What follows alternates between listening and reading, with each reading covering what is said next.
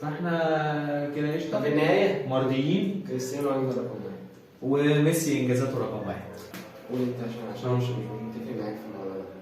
اول كلام ليه؟ كده بتشجع كرواتيا. تشجع كرواتيا ليه؟ انا حر. مقرفه يا ابني طلعت البرازيل. ماشي لا قول. العب. الماتش اللي هما كسبوه بتاع الارجنتين، الارجنتين كسبتهم ده حظ. ايه يا عم؟ ليه ده حظ؟ ايه اللي حظ؟ حظ ايه عشان يبقى عمور. طب ما كسبتش ليه؟ حظ يا ابني. اول حاجه بص هو تمام لا بس مش بلانتي. الكوره بتجري كده وهو بيعمل كده اهوت شاط جول. اللي بوظت كاس العالم مين الكلاحه مين؟ كرواتيا. مين؟ كرواتيا. لا ده ايه ده؟ بالراحه ما دي حاجات دي بتقتل الماتش يا ابني، ما هي حاجات تافهه بس ممكن تموت الماتش. بص هو تمام.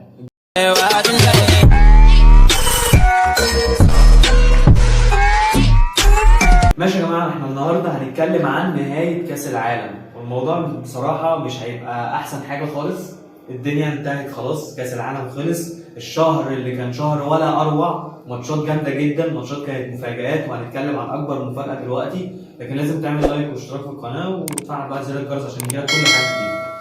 اول مفاجاه، مفاجاه كاس العالم الوحيده اللي انت مش شايف حاجه غيرها في كاس العالم، كعربي وكافريقي وككل حاجه. هو كاس العالم دوت كان احسن نسخه جت في التاريخ طبعا، من كذا ناحيه بقى.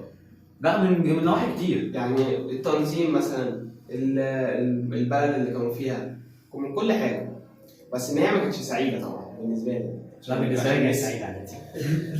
ما كانتش سعيده بس برضه ايه، كان فيها برضه ايه حاجات حلوه ومنتوشه جامده، وفرق ما كانش متوقع ان هي توصل لادوار مثلا 16 و8 وهم وصلوا، وفرق كان طبيعي جدا ان هم يوصلوا المربع الذهبي وما وصلوش.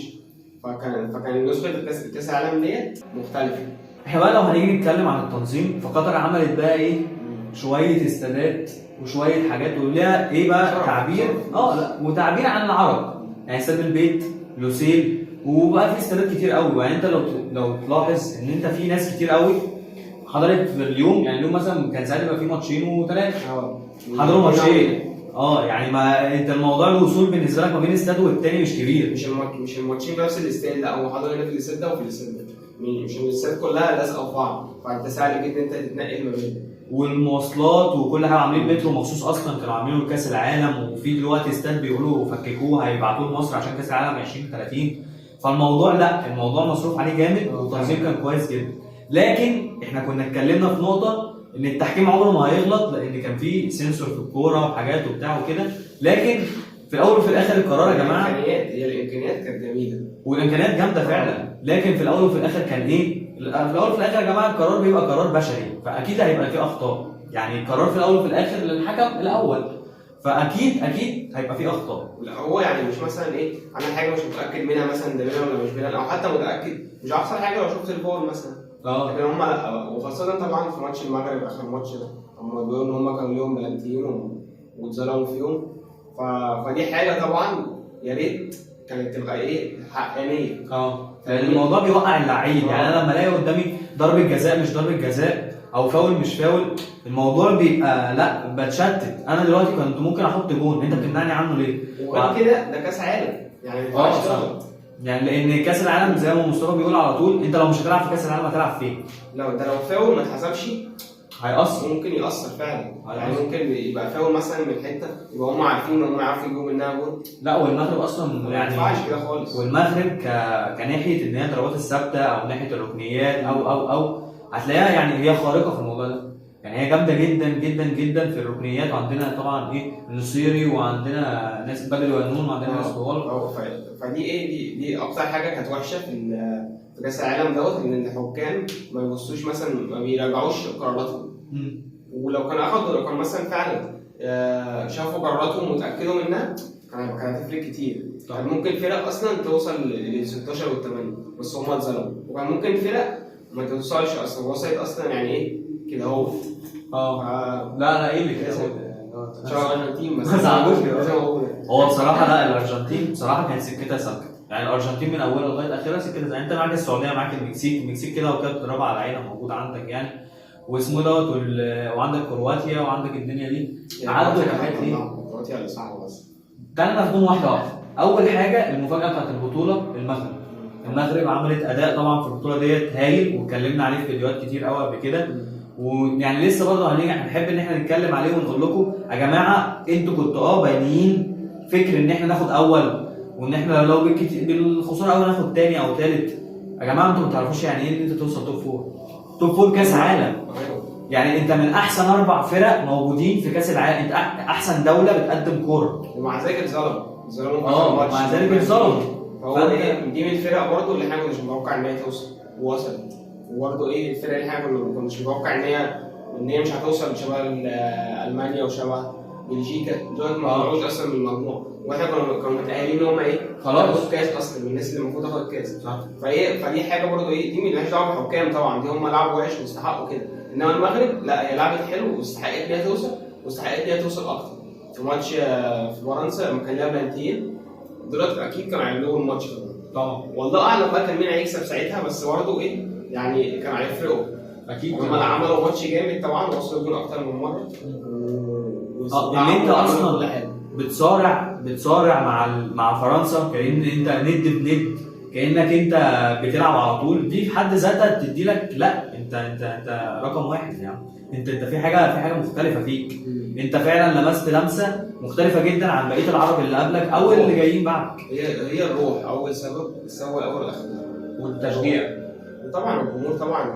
انا بقول لك كنا قايلين قبل كده واقفه مش جمهور، ده 100 مليون مصري لوحدهم، ما بالك بقى 40 مليون جزائري و الى اخره. فانت اصلا لما تيجي في الاستاد نفسه لو 60,000 متفرج استاد البيت او الحسين، 55,000 منهم مغرب، اللي من قطر واللي من السعوديه واللي من مصر واللي من اليمن واللي مش عارف منين. دي طبيعي جدا لو انت ما بتلعبش ماتش في الكوره. لو احنا نزلنا نلعبه هنعمل اداء طبعا، عشان كل دوت في ظهرك، فانت لا ليه ما اكسبش ايا كان طبعا الخصم.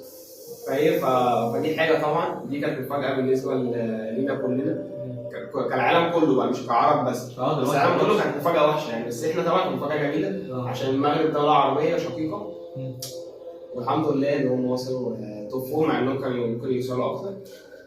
نخش بقى الحاجات نخش بقى على المفاجاه الوحشه، الكلاحه الكرويه اللي نزلنا عليها بوست على الفيسبوك، ولو انت مش متابع الفيسبوك خش وتابع الفيسبوك على طول.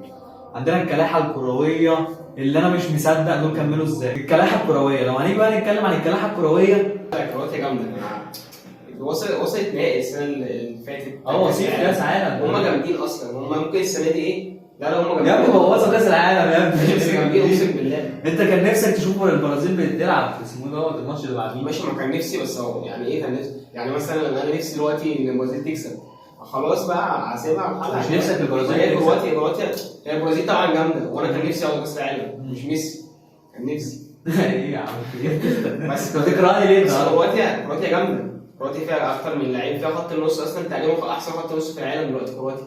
ايه يا عم، اقسم بالله، تشاوميني وكافامينجا ومش عارف ايه في فرنسا ومرابط ايه؟ مرابط وحش؟ دول صغيرين، مرابط وحش؟ ولا مش اساسيين اصلا؟ لا هم اساسيين في فرقهم، تشاوميني وكافامينجا بيلعبوا في ريال مدريد اساسيين. بتكلم في منتخب يعني كمنتخب، فانا اكيد بحبهم، انا بتكلم كمنتخب. هم هو تشاوميني ماشي، بس ورابيو انت كنت عمال تشتي فيه اصلا. لا الحمد لله الحمد لله يا جماعه ان البتاع ما اتزعش، والله عايزين نشوف رابيو 500 مره. انما كرواتيا مودريتش لوحده اصلا، تخيل بقى ان في اثنين شبهه، او مثلا قالوا منه حاجه بسيطه، نفس العقليه. لا هو احسن خط نص في العالم. مودريتش يا جماعه ما لا يعتمد عليه بصراحه. مودريتش حاجه خرافيه بيشوف حاجات يا جماعه احنا مش شايفينها. شباب ابو تريكه قال برضو لازم الدكاتره بتاعت العيون توصف قطره مودريتش. لازم مودريتش حاجه يعني، انا واحد برشلوني حابب برشلونه جدا، وياما عورنا مودريتش، لكن لازم الواحد يقول الحق زي ما انت لازم تقول الحق بعد كده. عورنا مودريتش ازاي؟ عورنا الكور بتاعته. بتقول عورنا؟ مش عورنا، لا عورنا بالكور بتاعته. وانت لازم تقول الحق. هو الصراحه من احسن الناس اللي جت في التاريخ. لا بس انا شايف انا الصراحه شايفه كده. انا شايف ان هم بوظوا كاس العالم. من احسن واحد لعب في الريال طبعا. انا شايف ان هم بوظوا كاس العالم، لان انت عندك لا السكواد بتاع البرازيل ده ما يطلعش خالص. طب ايه المشكله؟ مش فاهم. حرام عليك يا عم، كده بيثبت لك ان الكوره مالهاش امان، ايا كنت انت مين برضه احتمال تيجي تاخد. طب ما احنا اثبتنا الموضوع ده بالمغرب، خلاص بقى لم نفسك بقى. المغرب جامده اصلا لوحدها، يعني المغرب جامده، بس انت كنت تتوقع ان هي تكسب بلجيكا وتكسب واسمه دوت، وكانت كسبت المانيا ومش عارف ايه. لا احنا رزق بقى نطلع بينا. لا مش هيحصل كده. هم جامدين. بص هو نفكنا من الناحيه دي خالص، نفكك من ناحيه كرواتيا. لا بس كرواتيا جامده تمام، هي ممكن ما تبقاش ايه يعني، ما هو يعني المفروض ما توصلش طبيعي فاهم، بس برضه يعني وصلت نهائي السنه اللي فاتت، فانت طبيعي جدا ان انت ايه تتوقع ان هي توصل نهائي السنه دي. فاهم ما وصلتش بس هي لعبت حلو. بس انا اكتر لعيب عجبني في كرواتيا طبعا مودريتش، لا ما ينفعش اقول حاجه مودريتش. الماتش اللي هم كسبوه بتاع الارجنتين، الارجنتين كسبتهم ده حظ. ايه يا عم؟ ليه ده حظ؟ ايه اللي حظ؟ حظ ايه عشان يبقى عمور. طب ما كسبتش ليه؟ حظ يا ابني، بقول لك ميسي كانت ماشيه معاه، والولد بتاع ديكه هالاند ده اسمه ايه؟ الفاريز ده تعبان اصلا، ده ماشيه معاه كده اهو. بص هو انا اول حاجه بص هو تمام لا مش بلانتي، الكوره بتجري كده وهو بيعمل كده اهو شاط جول. ما دي حاجات دي بتقتل الماتش يا ابني، ما هي حاجات تافهه بس ممكن تموت الماتش. بص هو تمام، الجول بتاع الفاريز دوت هبل، بس ضربه جزاء مش ضربه جزاء. انا شايفها مش ضربه جزاء، بس في ناس بتقول ان هي ضربه جزاء، فانا مش فاهم دي عادي. انما الجول الثاني ده لا مش وقته خالص ان هو يجي، هو جه خلاص موت الماتش. الجول الثاني. طب انا عايز اقول لك على حاجه، هو مين احسن لاعب بعد مودريتش؟ انا شايف ان هو بيرزيتش في كرواتيا يعني. بيرزيتش بصراحه يا جماعه لعيب اندر ريتد جدا، وتوتنهام خطفته، وتوتنهام ممكن تنعم بيه سنه سنتين، ممكن 3 سنين كمان. والله العظيم فت جدا، بيلعب باك وينج في نفس الوقت. يعني هو في خطه ان انت تلعب 5-2-3 هيأدي لك جامد جدا، بحيث ان هو يطلع وينج ويرجع باك، هيأدي لك حلو قوي. كرواتيا كان بتلعبها فاهم، فهو جامد جدا. معظم لعيبه كرواتيا خبره وسن، يعني سنهم كبير، ممكن مثلا ايه تلاقي مثلا حبه صغيرين اقل من 30 سنه، ومعظمهم فوق ال 30 و30 سنه فاهمني، بس ايه كلهم لياقه غير طبيعيه طبعا، وبيلعبوا كوره وعقليا ايه يجيبوا الجون باسهل طريقه. لا وعقليا ان هو انا اوفر طاقتي فين؟ مودريتش دلوقتي انا قدامي ان انا ما اجريش واتمشى واباظي الكوره تمام. كان في كوره لو تفتكرها كويسه قوي، كان ماتش الارجنتين تقريبا، يا الارجنتين يا ماتش المغرب. هو في واحد ضرب سبرنت جامد جدا، مودريتش هو اللي لحق الكوره، وهو كان بيلعب بالفاول. يعني هو كان بيلعب بالفاول، زميله غلط، مش زميله اللي يغطي، لا انا معايا طاقه انا هرجع اغطي، رجع صاروخ جاب الكوره. كانت طبعا الناس كلها استعجبت اصلا، ده واحد عنده 37 سنه، دي الجري ازاي؟ لحد مثلا 45 ده عادي، ده اتمدد له لغايه 60 ما عندهمش مشكله. دلوقتي بقى الخناقه الكبرى بقى، فرنسا والارجنتين. مالناش دعوه بالخناقه دي خالص تمام. الماتش طبعا احنا ايه، الماتش طبعا مش هنتكلم عليه، هو ماتش قبل ما نتكلم بس انا مش فارق معايا مين اللي ياخدها. انا دلوقتي مشجع ده بجد والله، انا بشجع كريستيانو، كان نفسي البرتغال اللي تاخدها فاهمني، بس خلاص البرتغال طلعت، فانا مش فارق معايا مين ياخدها، بس المهم ان ميسي ما ياخدهاش، فهو خدها فخلاص يعني مش هتفرق. مش كاس العالم اللي هيخلي احسن لاعب في العالم في نظري، كريستيانو رقم 1 وهيفضل رقم 1.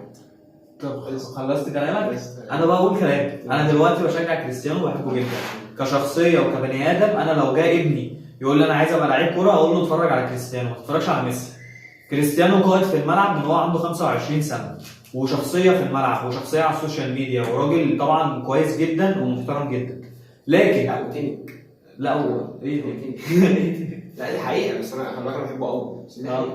ماشي. انا لما اجي بقى اتكلم عن ميسي لسه فاكر ان هو ممكن يبقى قائد لاي فريق كباريس سان جيرمان او برشلونه او الارجنتين السنه اللي فاتت وهو عنده 33 سنه.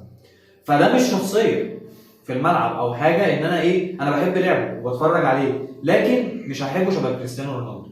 لكن لما لقيت ان في حد ممكن يقفل الكوره في العالم، لا انا لازم اشجع ميسي، لازم. لا انا مش عاوز يبقى في وجهه نظر الناس احسن من ميسي. يعني مثلا اجي اتكلم مع واحد مين احسن، من وجهه نظر كل واحد، فانا اقول انجازات، هو يقول الانجازات بتاعته، فاقول لي دخل كاس عالم، فانا مش عاوز يقول لي دخل كاس عالم، مش هتعرف ترد عليه في انا النقطه. بتكلم في كده فاهمني.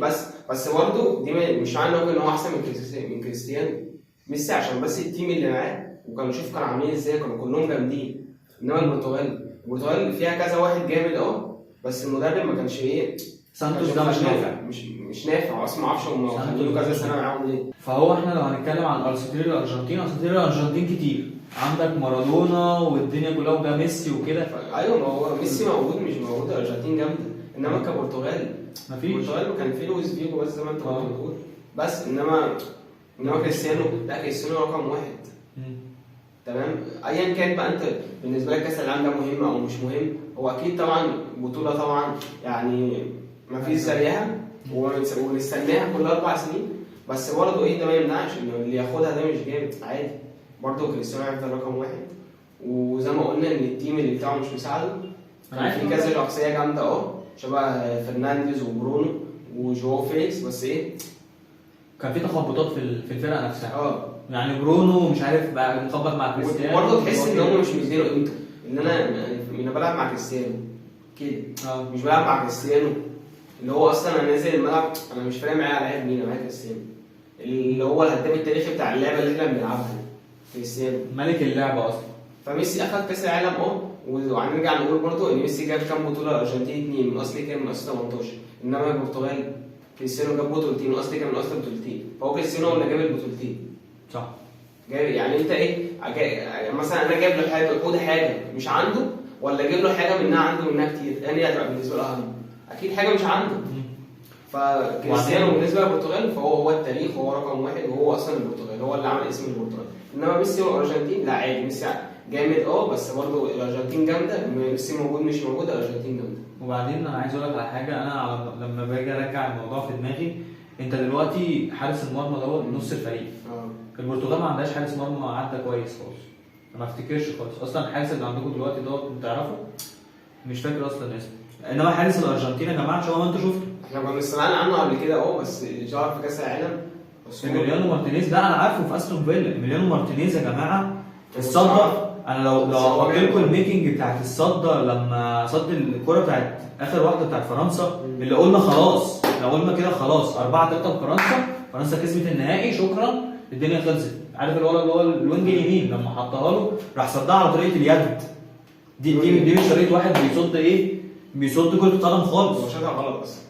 هو لا، التاني شاطها حلو على فكره. لا يا عم، هو شاطها تقريبا ببطن رجله، فاهمني، هو استناه يعني، فاهم انت.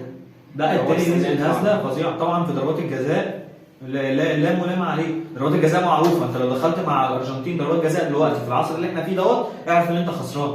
إيميليانو مارتينيز بيلعب نفسيا، بيلعب بدنيا، بيلعب على كل حاجه. هو حارس مرمى ضربات الجزاء بصراحه. هو تقريبا احسن، زي ما قلنا ان هو تقريبا احسن حارس مرمى في العالم دلوقتي، وطبيعي ان هو ياخد احسن حارس مرمى في العالم، بس مش الطبيعي ان ميسي ياخد احسن لاعب في العالم. لا ده لسه بدري قدام، دي لسه بدري بقى. هو على فكره عشان تبقوا فاهمين يا جماعه، البالون دور تطبق على مين حاليا؟ ان شاء الله امبابي. يعني عادي، مش بحبه، انا عايز اقول الصراحه عمل ماتش جامد قوي. انت متخيل ان فرقتي خسرانه 2 ولا 3؟ انت عارف اللي هيحسم الموضوع ده ايه؟ لا هتعادل مره واحده كده في النهائي. انت تعرف اللي هيحسم الموضوع ده ايه؟ دوري الابطال. والله بجد دوري الابطال. بس المشكله ان يجيب نفس الفرق. ما لسه كنت هقول لو برشلونه نغزت ميسي ورجع لها في شهر واحد، اللي هو شهر واحد الجاي لما نيجي نتكلم عن الانتقالات والحاجات ديت، ساعتها بقى ايه؟ هيبقى ده في باريس لوحده. لو اخد دوري الابطال مع باريس طارت. ليه؟ لان هي طارت قبل كده في 2019 لو تفتكر، مودريتش، او 2020 لما مودريتش اخدها، هو كان وصيف 2018 لما كان وصيف كاس عالم واخد البالون دور عشان كان اخد دوري ابطال، فاهم؟ فالدنيا ايه؟ ما بتمشيش كلها ككاس عالم، لان الكاس العالم ده بيجي كل 4 سنين، وممكن الفرقه اللي معاك تبقى واقفه. هو ليه دور كبير طبعا، بس برضه لسه هو دوري الابطال هو اللي على حاجه. يعني دوري الابطال ده الانديه بيبقى كل حاجه. فاحنا كده قشطه في النهايه مرضيين. كريستيانو رقم 1 وميسي انجازاته رقم 1. انا على فكره ما بفكرش ميسي طبعا اللي يقول غير كده هو اللي ميسي مثلا وحش او مثلا مش مقتنع بيه، لا تعويض طبعا، ما فهمش كوره. لكن الحب ده حاجه ثانيه يا جماعه، يعني احنا بنحب كريستيانو، دي حاجه لكن معترفين ان ميسي تمام، هو ميسي خلاص ختم الكوره تمام، بس كريستيانو بالنسبه لنا هو هو احسن لعيب في العالم. انا هشوفه كده. شبه مثلا في ناس بتقول لك ايه محمد صلاح احسن لعيب في العالم، هو شايف كده، انت ما ينفعش تحكم عليه تقول له لا طبعا ده في شايفين ميسي. طبعا صلاح طبعا. ما صلاح وكل حاجه، بس هو مش احسن واحد، بس هو من ضمن الاحسن. بس هو احسن واحد بالنسبه لنا يعني. فاهم، فهو ايه الدنيا مرابط مثلا بالنسبه للمغاربه هو احسن خط نص دلوقتي. خلاص احنا اللي بنقول احسن. فاهم. فاهم حاجه بس ان انت تعمل ايه لايك وشير وسبسكرايب للقناه اول مره، وهيظهر لك بقى البيج بتاعت الفيسبوك والبيج بتاعت التيك توك، وعيش فيهم حاجات تانيه كتير.